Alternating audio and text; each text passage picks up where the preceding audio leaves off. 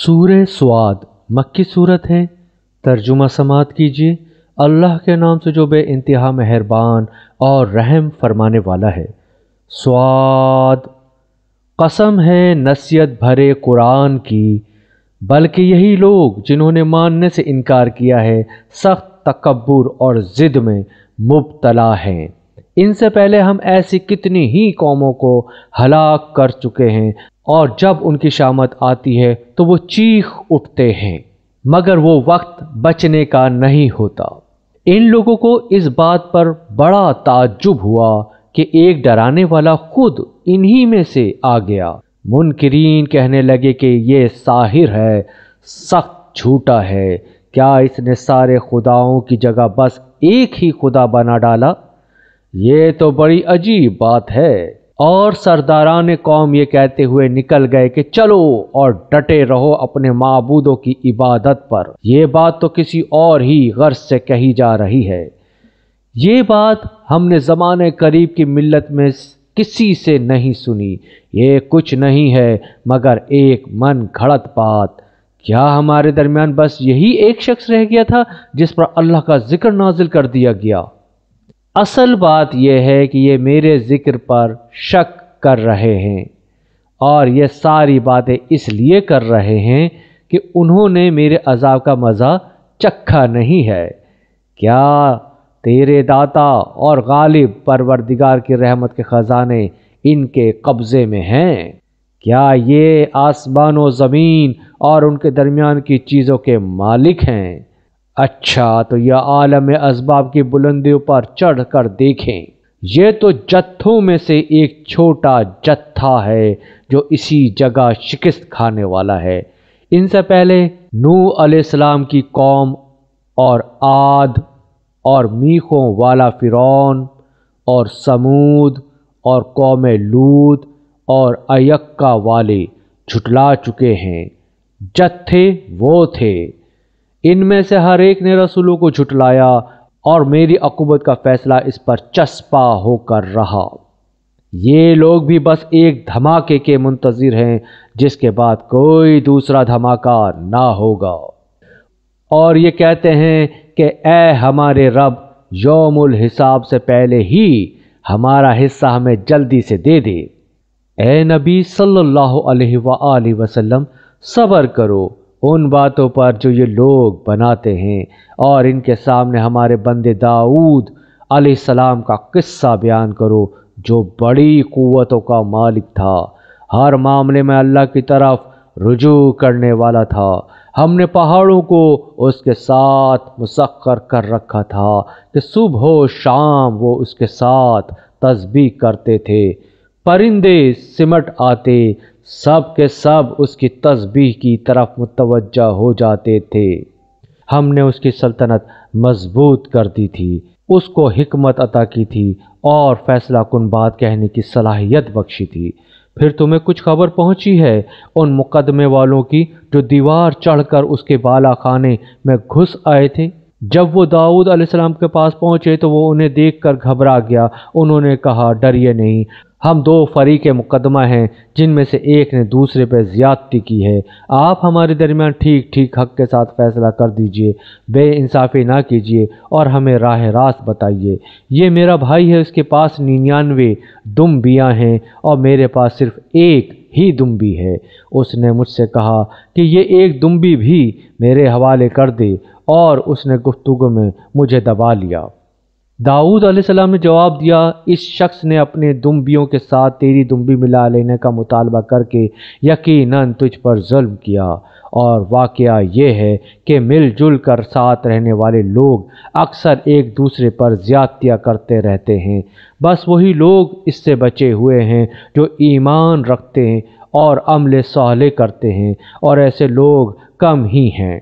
یہ بات کہتے کہتے داؤد علیہ السلام سمجھ گیا کہ یہ تو ہم نے دراصل اس کی آزمائش کی ہے، چنانچہ اس نے اپنے رب سے معافی مانگی اور سجدے میں گر گیا اور رجوع کر لیا۔ تب ہم نے اس کا وہ قصور معاف کیا، اور یقیناً ہمارے ہاں اس کے لیے تقرب کا مقام اور بہترین انجام ہے۔ ہم نے اس سے کہا، اے داؤد علیہ السلام، ہم نے تجھے زمین میں خلیفہ بنایا ہے، لہٰذا تو لوگوں کے درمیان حق کے ساتھ حکومت کر اور خواہش نفس کی پیروی نہ کر کہ وہ تجھے اللہ کی راہ سے بھٹکا دے گی۔ جو لوگ اللہ کی راہ سے بھٹکتے ہیں یقیناً ان کے لیے سخت سزا ہے کہ وہ یوم الحساب کو بھول گئے۔ ہم نے اس آسمان اور زمین کو اور اس دنیا کو جو ان کے درمیان ہے فضول پیدا نہیں کر دیا ہے، یہ تو ان لوگوں کا گمان ہے جنہوں نے کفر کیا ہے، اور ایسے کافروں کے لیے بربادی ہے جہنم کی آگ سے۔ کیا ہم ان لوگوں کو جو ایمان لاتے اور نیک اعمال کرتے ہیں اور ان کو جو زمین میں فساد کرنے والے ہیں یکساں کر دیں؟ کیا متقیوں کو ہم فاجروں جیسا کر دیں؟ یہ ایک بڑی برکت والی کتاب ہے جو اے نبی صلی اللہ علیہ وآلہ وسلم ہم نے تمہاری طرف نازل کی ہے تاکہ یہ لوگ اس کی آیات پر غور کریں اور عقل و فکر رکھنے والے اس سے سبق لیں۔ اور داؤد علیہ السلام کو ہم نے سلیمان علیہ السلام جیسا بیٹا عطا کیا، بہترین بندہ، کثرت سے اپنے رب کی طرف رجوع کرنے والا۔ قابل ذکر ہے وہ موقع جب شام کے وقت اس کے سامنے خوب سدے ہوئے گھوڑے پیش کیے گئے تو اس نے کہا، میں نے اس مال کی محبت اپنے رب کی یاد کی وجہ سے اختیار کی ہے، جہاں تک کہ جب وہ گھوڑے نگاہ سے اوجھل ہو گئے تو اس نے حکم دیا کہ انہیں میرے پاس واپس لاؤ، پھر لگا ان کی پنڈلیوں اور گردنوں پر ہاتھ پھیرنے۔ اور دیکھو کہ سلیمان علیہ السلام کو بھی ہم نے آزمائش میں ڈالا اور اس کی کرسی پر ایک جسد لا کر ڈال دیا۔ پھر اس نے رجوع کیا اور کہا کہ اے میرے رب، مجھے معاف کر دے اور مجھے وہ بادشاہی دے جو میرے بعد کسی کے لیے سزاوار نہ ہو، بے شک تو ہی اصل داتا ہے۔ تب ہم نے اس کے لیے ہوا کو مسخر کر دیا جو اس کے حکم سے نرمی کے ساتھ چلتی تھی جدھر وہ چاہتا تھا، اور شیاطین کو مسخر کر دیا، ہر طرح کے معمار اور غوطہ خور اور دوسرے جو پابند سلاسل تھے۔ ہم نے اس سے کہا، یہ ہماری بخشش ہے، تجھے اختیار ہے جسے چاہے دے اور جس سے چاہے روک لے، کوئی حساب نہیں۔ یقیناً اس کے لیے ہمارے ہاں تقرب کا مقام اور بہتر انجام ہے۔ اور ہمارے بندے ایوب علیہ السلام کا ذکر کرو، جب اس نے اپنے رب کو پکارا کہ شیطان نے مجھے تکلیف اور عذاب میں ڈال دیا ہے۔ ہم نے اسے حکم دیا، اپنے پاؤں زمین پر مار، یہ ہے ٹھنڈا پانی نہانے کے لیے اور پینے کے لیے۔ ہم نے اسے اس کے اہل و عیال واپس دیے اور ان کے ساتھ اتنے ہی، اور اپنی طرف سے رحمت کے طور پر اور عقل و فکر رکھنے والوں کے لیے درس کے طور پر۔ اور ہم نے اس سے کہا، تنکوں کا ایک مٹھا لے اور اس سے مار دے، اپنی قسم نہ توڑ۔ ہم نے اسے صابر پایا، بہترین بندہ، اپنے رب کی طرف بہت رجوع کرنے والا۔ اور ہمارے بندوں ابراہیم علیہ السلام اور اسحاق علیہ السلام اور یعقوب علیہ السلام کا ذکر کرو، بڑی قوت عمل رکھنے والے اور دیدہ ور لوگ تھے۔ ہم نے ان کو ایک خالص صفت کی بنا پر برگزیدہ کیا تھا اور وہ دار آخرت کی یاد تھی۔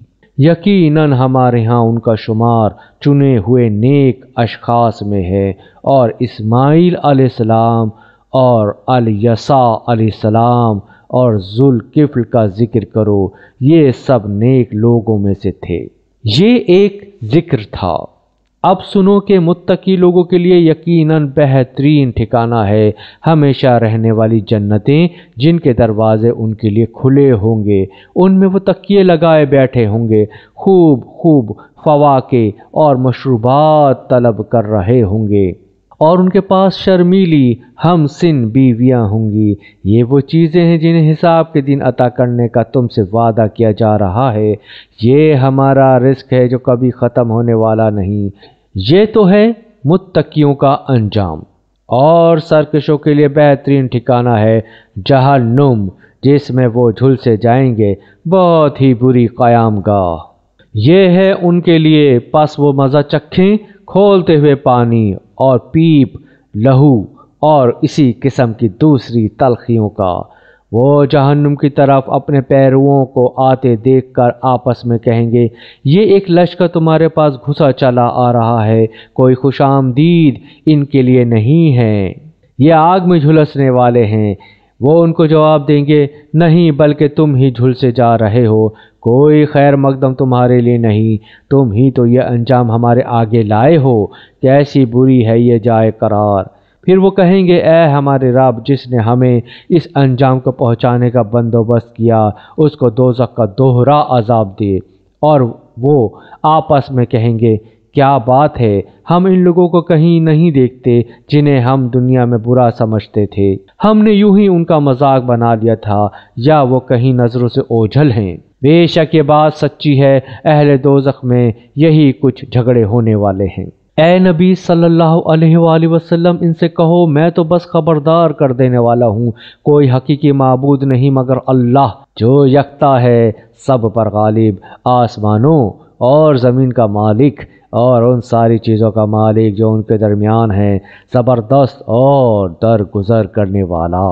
ان سے کہو یہ ایک بڑی خبر ہے جس کو سن کر تم پھیرتے ہو۔ ان سے کہو مجھے اس وقت کی کوئی خبر نہ تھی جب ملائے اعلیٰ میں جھگڑا ہو رہا تھا، مجھ کو تو وحی کے ذریعے سے یہ باتیں صرف اس لیے بتائی جاتی ہیں کہ میں کھلا کھلا خبردار کرنے والا ہوں۔ جب تیرے رب نے فرشتوں سے کہا میں مٹی سے ایک بشر بنانے والا ہوں، پھر جب میں اسے پوری طرح بنا دوں اور اس میں اپنی روح پھونک دوں تو تم اس کے آگے سجدے میں گر جاؤ۔ اس حکم کے مطابق فرشتے سب کے سب سجدے میں گر گئے، مگر ابلیس نے اپنی بڑائی کا گھمنڈ کیا اور وہ کافروں میں سے ہو گیا۔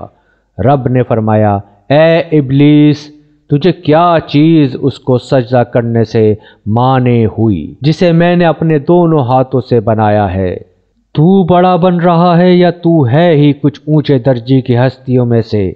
اس نے جواب دیا، میں اس سے بہتر ہوں، آپ نے مجھ کو آگ سے پیدا کیا ہے اور اس کو مٹی سے۔ فرمایا، اچھا تو یہاں سے نکل جا، تو مردود ہے اور تیرے اوپر یوم الجزا تک میری لعنت ہے۔ وہ بولا، اے میرے رب یہ بات ہے تو پھر اس وقت تک کے لیے مجھے مہلت دے دے جب یہ لوگ دوبارہ اٹھائے جائیں گے۔ فرمایا، اچھا تجھے اس روز تک مہلت ہے جس کا وقت مجھے معلوم ہے۔ اس نے کہا، تیری عزت کی قسم، میں ان سب لوگوں کو بہکا کر رہوں گا بجز تیرے ان بندوں کے جنہیں تو نے خالص کر لیا ہے۔ فرمایا، تو حق یہ ہے اور میں حق ہی کہا کرتا ہوں کہ میں جہنم کو تجھ سے اور ان سب لوگوں سے بھر دوں گا جو ان انسانوں میں سے تیری پیروی کریں گے۔ اے نبی صلی اللہ علیہ وآلہ وسلم، ان سے کہہ دو کہ میں اس تبلیغ پر تم سے کوئی اجر نہیں مانگتا اور نہ میں بناوٹی لوگوں میں سے ہوں، یہ تو ایک نصیحت ہے تمام جہان والوں کے لیے، اور تھوڑی مدت ہی گزرے گی کہ تمہیں اس کا حال خود معلوم ہو جائے گا۔